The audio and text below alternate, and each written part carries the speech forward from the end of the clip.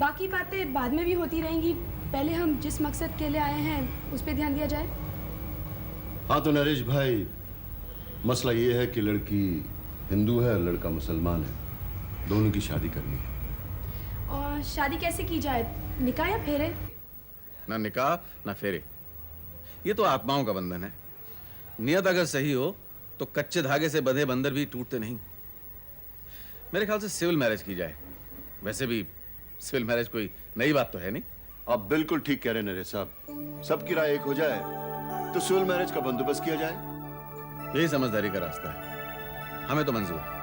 मगर हुजूर, सवाल ये पैदा होता है कि शादी के बाद होने वाली औलाद का मजहब क्या होगा? इसका जवाब एक गाने में बहुत सही दिया हुआ है।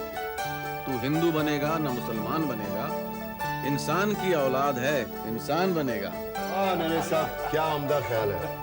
आप लोग बैठिए और बातें कीजिए। मैं नरेश साहब के साथ बाहर जाकर कुछ बात करना चाहता हूँ। चलिए। लेकिन कहाँ? हमारे यार चलिए तो सही, कहाँ और क्यों पता चल जाएगा। चलिए आइए। So Javed, congratulations. Thanks Neha. Congratulations Vicky. Thanks.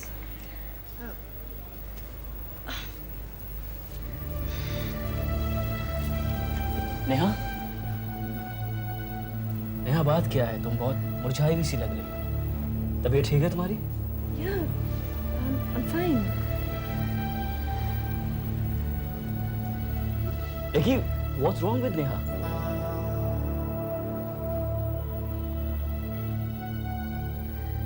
Aunty, Neha क्या बीमार है? नहीं बेटा, बिल्कुल ठीक है। क्यों? ठीक तो नहीं है आंटी, गुस्ताखी माफ हो।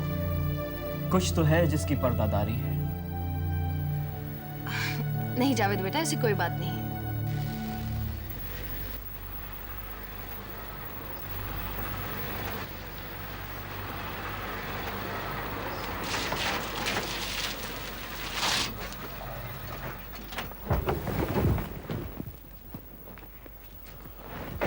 यही वो जगह है। हाँ, आप सारा वाकया तफसील से बताइए, शुरू से लेके आखिर तक। मुझे एक फोन आया। किसका? नाम तो नहीं बताया उसने। आवाज जानी पहचानी थी या अनजानी? उस वक्त तो अनजानी लगी, बाद में लगा कि शायद ये आवाज उतनी अनजानी नहीं थी। किसकी याद दिला? तो मैं अभी तक समझ नहीं सका। खैर छोड़िए इन बातों को, फिर क्या हुआ? उस आदमी ने मुझे कहा कि जिस वसीयत की मुझे तलाश है वो मुझे दे सकता है, और मिलने के लिए मुझे यहां बुलाया।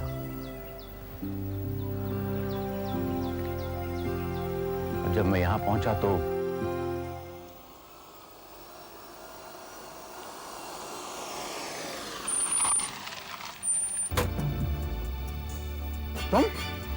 तुम? खबरदार! तो ये तुम्हारा बिछाया हुआ जाल था? मुझे यहां बुलाकर मेरा मर्डर करना चाहती थी? मैंने तुम्हें यहाँ बुलाया, फिर झूठ। आवाज बदलकर तुमने तो मुझे यहाँ बुलाया था। तुम्हारा दिमाग खराब हो गया? तुम्हारा चेहरा तो मैं ख्वाब में भी नहीं देखना चाहता, फिर यहाँ क्यों बुलाता? सुबह अगर तुम्हारा चेहरा देखता हूँ तो मेरा दिन खराब जाता है। अब आज की रात खराब जाएगी। जरूर तुम्ही ने मुझे धोखे से यहाँ बुलाया। मैं भी तुम्हारी शक्ल नहीं देखना चाहती नरेश मल्होत्रा। I mean, तुम्हारी जिंदा शक्ल देखना नहीं चाहती, तुम्हारा मरा हुआ मुंह देखना चाहती, तुम्हारी लाश देखना चाहती हूँ मैं। मेरी लाश देखते देखते तो कई लाशें गिर गई। तुम्हारा भी वही अंजाम होने वाला है, समझी? खैर, जल्दी बताओ क्या मंशा है तुम्हारी? गोली मारो? मारो, लेकिन ये याद रखना कि नरेश मल्होत्रा लोहे का बना हुआ है। तुम्हारी 6 की 6 गोलियां भी उसका कुछ नहीं बिगाड़ पाएंगी, जबकि मेरी एक गोली भी तुम बर्दाश्त नहीं कर पाओगे। इसका फैसला बाद में हो जाएगा। The important point is कि तुम कहते कि तुमने मुझे यहाँ नहीं बुलाया, और मैं जानती हूँ कि मैंने तुम्हें यहाँ नहीं बुलाया। फिर हम दोनों को यहाँ बुलाया किसने?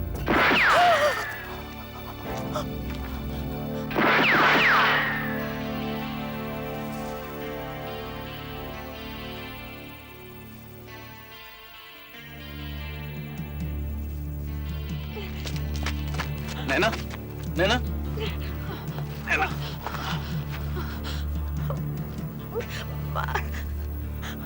मार डाला था नरेश। नहीं नैना, नहीं।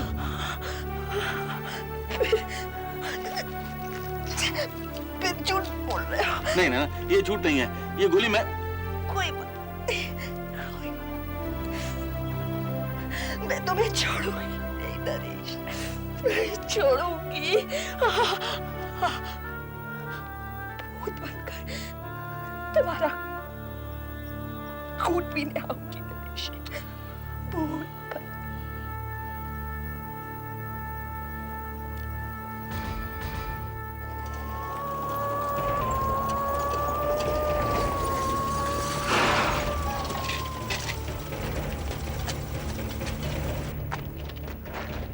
हवलदार, इन्हें हथकड़ी लगा दो। क्या? नरेश भाई, आपके बयान के मुताबिक पहली गोली किसी और ने चलाई जो नैना को लगी, और उसी वक्त आपने कातिल पे गोली चलाई।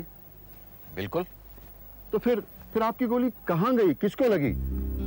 पुलिस की रिपोर्ट के मुताबिक उसका निशान कहीं नहीं मिला, न पेट पत्तों पे, न किसी के जख्म में खून के निशान मिले। मैं ये तो नहीं कह रहा, लेकिन ऐसे मौके पे कानून इस नतीजे पे जरूर पहुंच सकती है कि जो गोली नैना को लगी है शायद वो आपकी बंदूक से निकली है। नहीं असलम भाई, ये अंदाजा बिल्कुल गलत है। नहीं भाई, मैंने इसीलिए तो अल्फाज शायद का इस्तेमाल किया है। दूसरी सूरत यह है कि आपको शक है कि आपके दुश्मन हरीश ने आपको और आपकी दुश्मन नैना को धोखे से मौके वारदात पे बुलाया और उसका कत्ल करवा दिया और आपको फंसा दिया। यही तो हुआ है। नरेश भाई, ये भी तो हो सकता है कि नैना ने आपको धोखे से वहां बुलाने का जाल बिछाया है और आपको कत्ल करने के लिए किसी कातिल को बुलाया हो, और गोली आपको लगने के बजाय उसको लग गई। ऐसी सूरत में भी कानून एक ही आदमी को मुजरिम करार देती है। और वो कौन? तुम। Bloody hell! असलम भाई, आप तो मुझे नर्वस करने की कोशिश कर रहे हैं। नहीं नरेश भाई, मैं ये दलील सामने वाले वकील के पॉइंट ऑफ व्यू से दे रहा हूँ। मैं जानता हूँ कि आपका बयान सच्चा है, इसलिए मैं आपका केस लड़ रहा हूँ। लेकिन नरेश भाई, मैं जज थोड़ी हूँ। अगर मान लिया जाए कि मेरा बयान गलत है, तो भी इस बात का क्या जवाब है कि पुलिस मौका वारदात पे ऐन वक्त पे पहुंच गई थी? यही तो आपकी सच्चाई का सबूत है।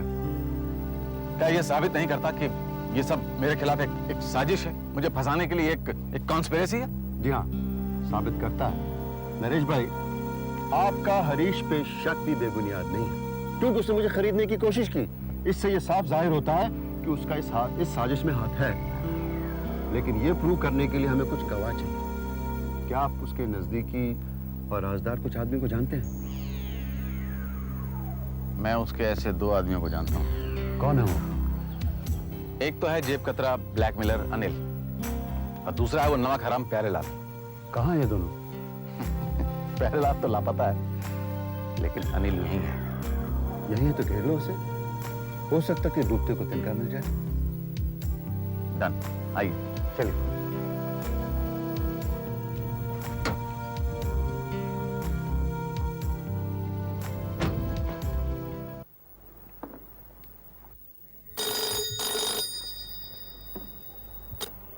हेलो, कौन? अनिल, अनिल अनिल, बगैर उसके मेरा बुरा हाल है अनिल। हाथ पैर कांप रहे हैं, जिस्म पूरा कट रहा है। थोड़ा सा माल दीपा के हाथ से भेज दो please.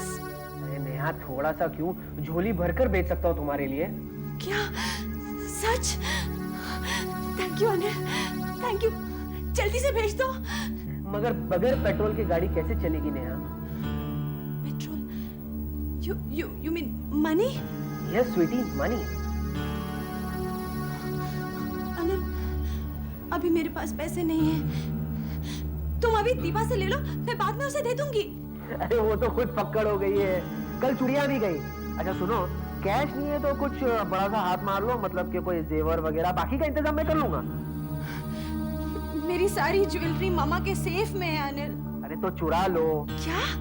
Necessity is the mother of invention. जरूरत के लिए चोरी पाप नहीं है नेहा। और तुम्हारे माँ बाप के पास तो खजानों की समंदर है यार, उसमें तुम चोट मार लोगी तो क्या फर्क पड़ने वाला है?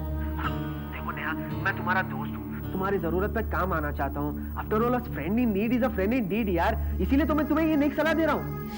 नहीं अनिल, ये मुझसे नहीं होगा। तो तड़पती रहो, मैं क्या कर सकता हूँ? Everyone has to bear his own cross. Okay, bye. नहीं नहीं अनिल प्लीज, अनिल सुनो, Anil please help me Anil, ऐसा मत करो, please help me. Neha, I want to. मगर जब तुम खुद अपनी मदद नहीं करना चाहती तो मैं क्या कर सकता हूँ डार्लिंग? देखो अनिल, अभी तुम अपने पैसों से खरीद लो, बाद में मैं तुम्हें डबल दे दूंगी। हाँ? जानू, अगर ऐसा होता तो तुम्हें कहने की जरूरत भी नहीं पड़ती। तुम नहीं जानती, मेरा बिजनेस में बहुत लॉस हो गया है। मैं खुद पैसों को मोहताज हो गया हूँ। और मैं, सुनो, तुम्हारे पास कोई क्रेडिट कार्ड है क्या? हाँ है। कि तुम्हारा प्रॉब्लम सॉल्व हो गया। फौरन तुम किसी बड़ी साड़ियों की दुकान में चली जाओ और 10-15 महंगी से महंगी साड़ियां खरीद कर मुझे फोन करो, ओके? मुझे साड़ियाँ नहीं चाहिए, डैम इट, मुझे माल चाहिए। अरे मेरी बात तो सुनो, तुम समझती नहीं हो, बीच में पक्का करती रहती हो। अरे मैंने कहा ना तुमसे, मैं तुम्हारा दोस्त हूँ, तुम्हारा हमदर्द हूँ, तुम्हारी मदद करना चाहता हूँ। अरे मैं तुम्हारी खातिर वो साड़ियों को बेच दूंगा। और जब साड़ियों का बिल पापा के पास आएगा, तब क्या होगा? फिर वही होगा जो मंजूर खुदा होगा। अरे डार्लिंग, तुम आज की सोचो, खामखा कल का टेंशन लेके बैठी हो तुम। वैसे भी तुम्हें बीच में गैप मिलेगा, समझी ना? तुम बीच में तुम बड़ा सा हाथ मार लेना, समझी? जैसे कि कोई डायमंड रिंग, तुम्हारे बाप का स्विच वॉच या पैसों की गड्डियां, पॉसिबिलिटीज ही पॉसिबिलिटीज। तुम खामखा डरती हो, मेरे साथ रह के तुम रुको, कोई आया है? होल्ड ऑन, कहाँ को बीच में आ जाते हैं लोग, पता नहीं यार। ये नहीं, बाप रे बाप रे, ये जन्नत यहाँ कैसे आ गया? हेलो हेलो, फोन मत करो। क्यों, कोई आया है? अरे तुम्हारा बाप नरेश मल्होत्रा आया है। जल तू जलाल तू आए बला को टाल, तू जल तू जलाल तू आए बला को टाल, तू जल तू जलाल तू आए बला को टाल, तू जल तू जलाल तू आए टाल। हेलो अनिल। सर, नरेश सेठ, आप मेरे गरीब खाने में? तू और तेरा गरीब खाना कितना गरीब है ये मैं अच्छी तरह जानता हूँ, और उम्मीद है कि तू अभी तक मेरे उस दिन के सबक को भूला नहीं होगा। सर बिल्कुल याद है सर, बिल्कुल याद है। और मेरा यकीन कीजिए, उस दिन से लेके आज तक मैंने कोई गलत काम नहीं किया। I swear sir. सर मैं तो बिल्कुल सीधा हो गया सर। सीधा हो गया? जी सर। जलेबी की तरह? जी सर। नहीं सर, कबाब की तरह। नरक के कीड़े, तू और तेरी कौम को मैं बहुत अच्छी तरह पहचानता हूँ। कुत्ते की दुम एक बार सीधी हो सकती है, लेकिन तेरे ऐसा कीड़ा नहीं। और सुन, ये मेरे वकील हैं, असलम साहब। आपसे मिलकर बड़ी खुशी हुई। अस्सलाम वालेकुम। वालेकुम सलाम। ये तुझसे कुछ सवाल पूछेंगे, उनका सही जवाब नहीं दिया तो मैं तुझे अस्पताल नहीं बिल्कुल, आप फरमाइए। हाँ तो अनिल मियाँ, आप 7 अक्टूबर को शाम को 7 बजे कहाँ थे? असम सर, आपने पहला सवाल ही ऐसा कर दिया जिसका जवाब ना तो मैं सच में दे सकता हूँ ना झूठ में। सर मुझे अपने बारे में कल की खबर नहीं तो मैं महीनों पहले के बारे में कैसे याद रख सकता हूँ सर? यानी आपको कुछ याद है? नहीं सर, मुझे याद नहीं। खैर, याद आ जाएगा। आपके हरीश भाई से कैसे ताल्लुक है? हरीश? कौन हरीश? नहीं जानता उससे? नाम से तो नहीं जानता, शायद देखने पर कुछ याद आ जाए। कोई बात नहीं, याद आ जाएगा। हाँ तो इंस्पेक्टर राणा को तो जानते हो क्या? तौबा सर, पुलिस का और मेरा कुछ 36 का आंकड़ा है सर, तो इस ट्रैक को आप दूर ही रखिए। इसका मतलब है कि आप नहीं जानते? जी नहीं। झूठ बोल रहा है ये। अभी कुछ ही दिनों पहले उसका मर्डर हुआ है, अखबारों में नहीं पढ़ा तूने? अरे सर, मैं तो अखबार पढ़ता ही नहीं।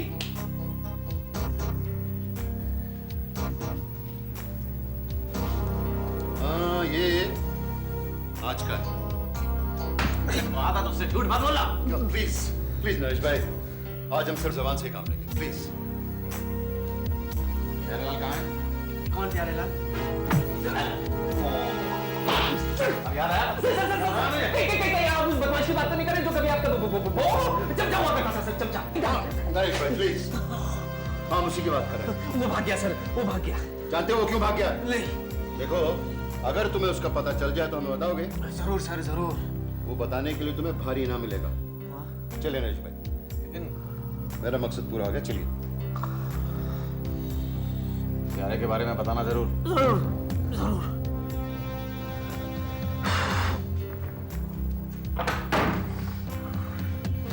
प्यारेलाल का पता लगाकर अपने पैरों पे कुल्हाड़ी मारूं क्या? इतना बेवकूफ समझते क्या मुझे? हैं?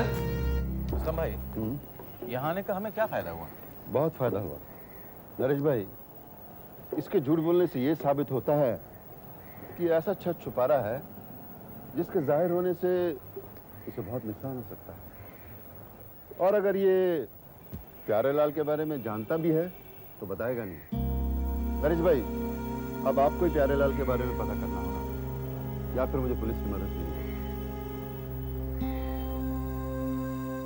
देखो गोड़ बोले, इंजीनियर साहब से कहो जितने मजदूर चाहिए बढ़ा दें, जो मदद चाहिए मिलेगी, लेकिन वाशी ब्रिज की प्रोग्रेस का काम प्लान के हिसाब से होना चाहिए। जी साहब। ओके। हेलो मामा। किशन, एक अर्जेंट काम है। हाँ कहिए। तुम फौरन अपने पुराने ऑफिस चले जाओ। वहां कहीं ना कहीं प्यारेलाल का गांव का एड्रेस जरूर मिल जाएगा। हर रजिस्टर और फाइल चेक करो। ठीक है। जाओ।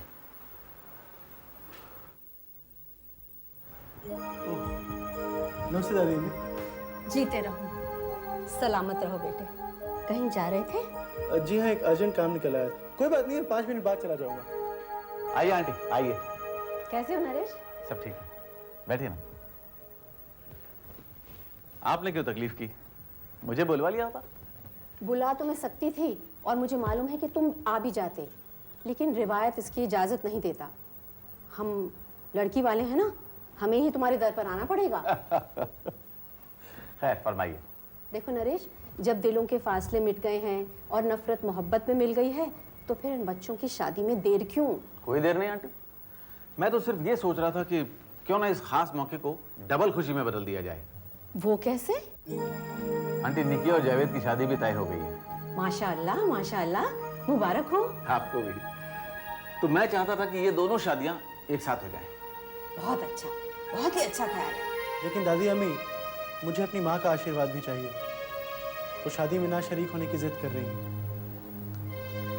नरेश मामा उन्हें मनाने जाने वाले हैं। आप भी उनके साथ क्यों नहीं हो लेती? जाऊंगी बेटा, जरूर जाऊंगी। दुश्मनी की कड़वाहट तो देख ली, अब दोस्ती का मजा भी तो लेने दे। तू फिक्र मत कर, हम दोनों उसे मिलकर मना लेंगे। अच्छा दादी अम्मा, मुझे इजाजत दीजिए, मैं थोड़ी देर में मिलता हूँ। नरेश, जज्बे का जादू भी कितना अजीब है। कहाँ ये लड़का मुझे जहर की तरह लगता था। इसकी सूरत से मुझे नफरत होती थी, इसकी हर बात मुझे नश्तर की तरह छू जाती थी। लेकिन आज ये लड़का मुझे कितना प्यारा लग रहा है। आंटी जी, इसीलिए तो मैं हमेशा कहता हूँ कि दृष्टि बदल जाती है तो सृष्टि बदल जाती है। मुझे तो ऊपर वाले पे भरोसा है। जब जब जो जो होना है होता है, ना पहले ना बाद में। हाँ भाई, इनका यही विश्वास तो इन्हें गरीबी में भी दुख नहीं देता। हर हाल में ही अपने भगवान के शुक्रगुजार रहते हैं। खुश नसीब हैं हाँ। हमारे जैसे लोग तो दिन में 5 बार नमाज पढ़कर भी हमेशा मुकद्दर से ही लड़ते रहते हैं, वरना इस उलझन को सुलझने में ना तो इतना वक्त लगता और ना ही ये सब दिक्कतें आती। चलो, देर है दुरुस्त है। चाय लीजिए। नहीं, चाय नहीं लूंगी मैं। क्यों? भाई हम लड़की वाले हैं ना। अरे कोई बात नहीं, पैसे दे दीजिएगा। लीजिए लीजिए। देवयानी घर में नहीं है क्या? है? जरा दिव्यानी को बुलाओ। दिव्यानी, हाय भाभी, जरा बाहर आना।